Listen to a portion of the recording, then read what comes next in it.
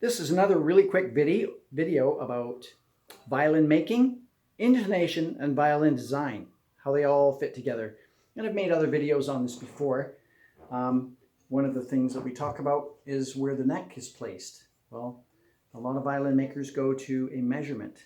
So they say, oh, it's 130 millimeters from here to here. And you'll see violin makers take out a tape measure. But there's more to it than that. And because everything has to do with music. So if I put my finger here, what note do I get?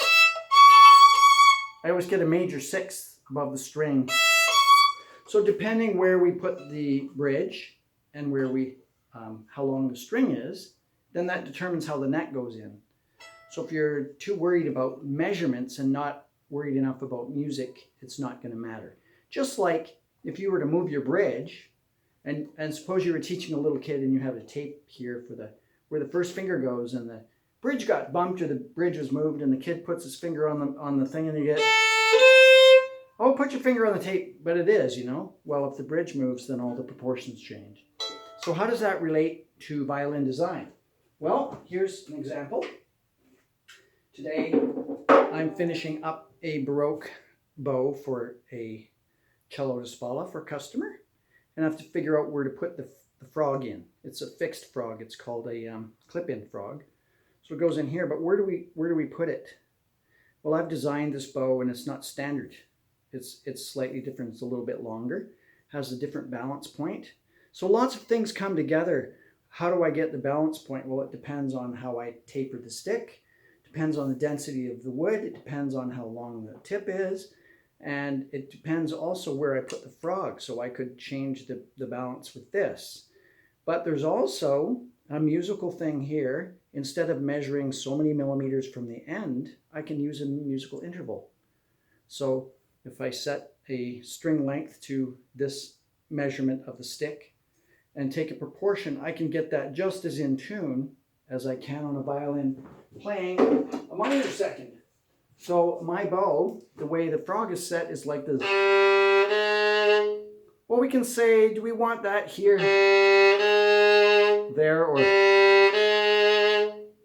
So everybody knows if you're playing a passage of music like this, thinking of this as G sharp, I could put it here. If I'm thinking of it as A flat, maybe I wanted it a little smaller. So we can do that same thing here. And if you look at old drawings of Leonardo da Vinci and look at the proportions in them, it's fascinating.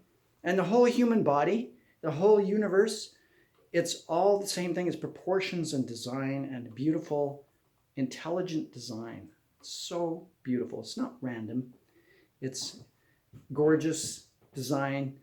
Just like the color in that window. All of those colors have wavelengths and they have proportions to one another.